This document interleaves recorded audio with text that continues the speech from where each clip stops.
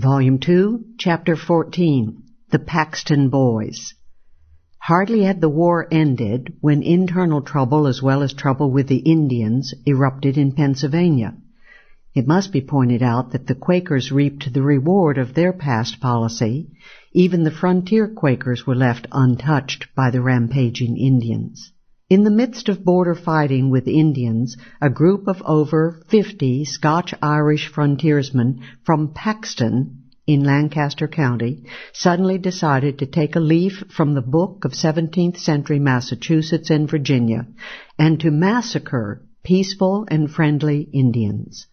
A tiny group of some 20 peaceful Conestoga Indians, 7 men and the rest women and children, had long been settled in the county.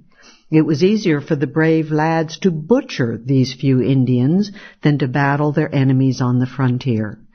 And so, on December 14th, 1763, the Paxton boys, led by Matthew Smith and Lazarus Stewart, slaughtered and scalped 8 of the defenseless Conestogas. Their only excuse was a vague suspicion that they might have been aiding the enemy. Governor John Penn asked for their arrest. In reply, the Paxton boys murdered the remaining Indians, who had vainly been placed in jail to guard their safety.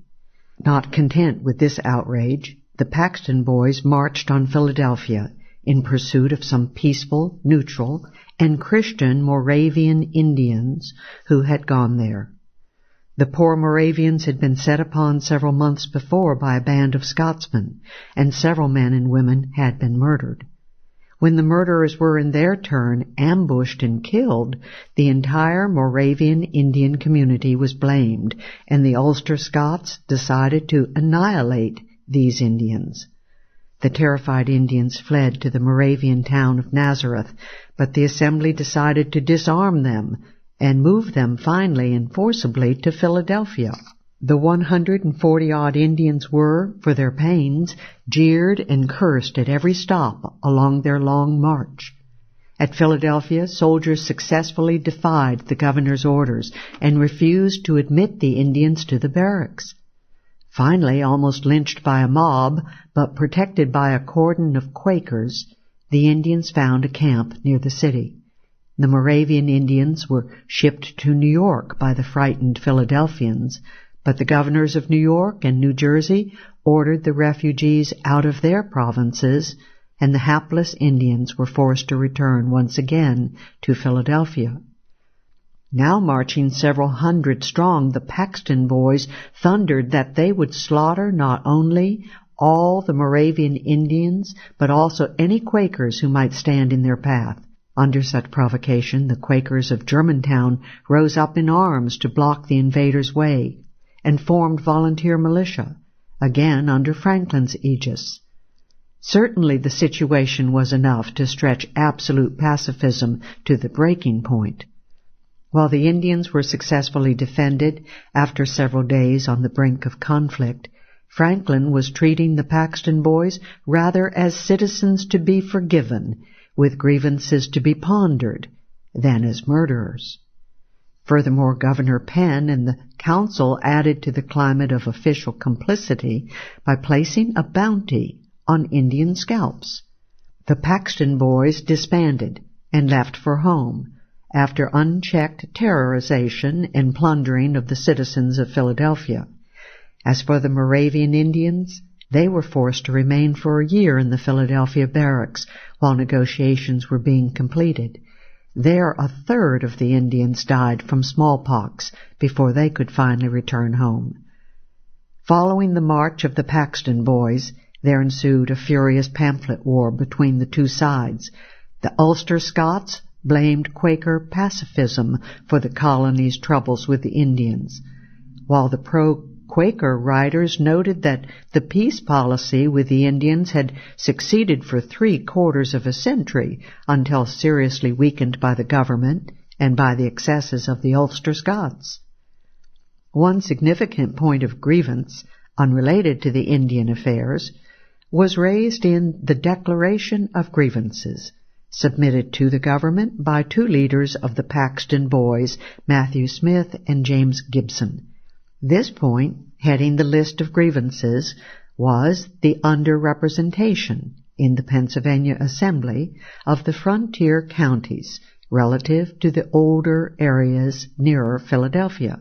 In a democracy, the natural inherent tendency is to overrepresent older areas and underrepresent the new, unless there is, as in colonial Massachusetts, a built-in method for enlarging representation for the new areas. And then the older areas naturally wish to maintain their advantage, and explosive sectional conflict can ensue unless the apportionment is swiftly adjusted to the new pattern of population. This tendency had been borne out in Pennsylvania. The 5 western frontier counties, Lancaster, York, Berks, Northampton, and Cumberland, had an allotted representation of little more than 1/3 that of the eastern areas, Philadelphia City, Philadelphia County, Chester, and Bucks, whereas the representation according to the number of eligible voters should have been about equal.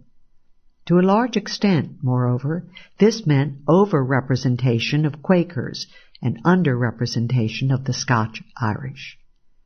The eastern counties had no intention of relinquishing their domination of Pennsylvania politics. One Quaker leader remarked with horror that the frontiersmen's demands would enable them to return a majority of the Presbyterian Friends for representatives. One of the Scott pamphlets summed up the Eastern reaction as the resentment of men who see their darling power endangered. As the pamphlet agitation mounted, Philadelphia was again threatened with another Paxton-style invasion, and many Philadelphians were beaten up when traveling through western counties. 2 more events or trends of significance in early 18th century Pennsylvania may here be mentioned. One was the withering away, as in Massachusetts, of mercantilist attempts to confer monopoly privileges on artisans of Philadelphia. While there had been attempts around the turn of the century to restrict competition by law in these trades, enforcement of the regulations broke down as the century progressed. The second important event was the final settlement of a long-standing boundary dispute stemming from charter conflicts between Pennsylvania and Maryland. After repeated aggressive attempts by Maryland to acquire Pennsylvania territory, the Crown finally decided in favor of Pennsylvania in 1750, with the Penns also keeping proprietorship of Delaware against Maryland claims. The boundary line was surveyed and finally completed by Charles Mason and Jeremiah Dixon in 1767, and ratified by the Crown 2 years afterward.